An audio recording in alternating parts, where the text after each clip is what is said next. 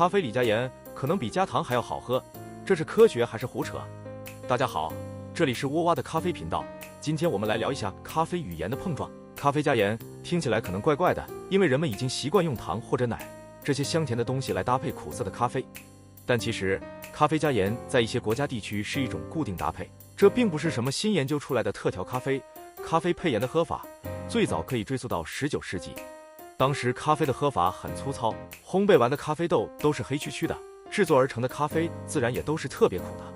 当时人们为了中和苦涩的咖啡，寻找各种调料加入到咖啡中，首先想到的肯定就是糖了。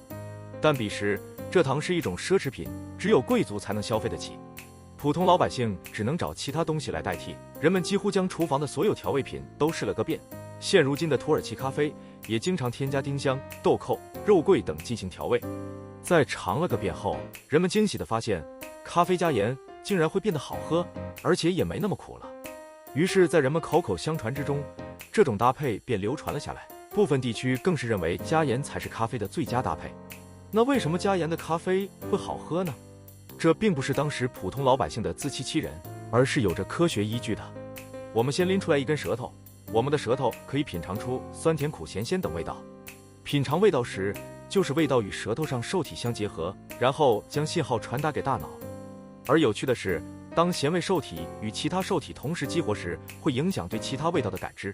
咖啡卓越中心的品鉴师 Sir Marquardt 提出，当苦味受体和盐受体同时激活时，它可以导致所谓的跨模式感知，这会抑制苦味，并增加其他味觉，例如甜味。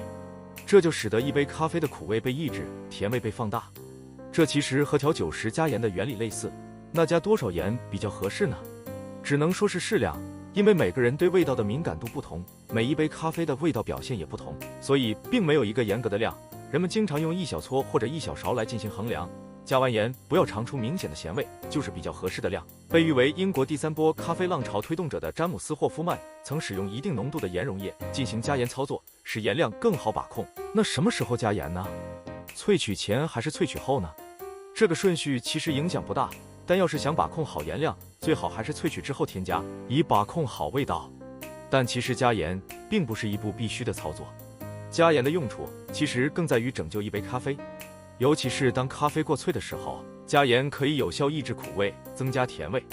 而如果咖啡风味本来就很好，加盐这一步就可有可无了。如果你想尝试在咖啡中加盐，一定要少量多次的添加，别问我是怎么知道的。好了，今天的视频就到这里了。是不是想尝试一下咖啡配盐呢？记得回来告诉我好不好喝哦。我们下期视频再见，拜拜。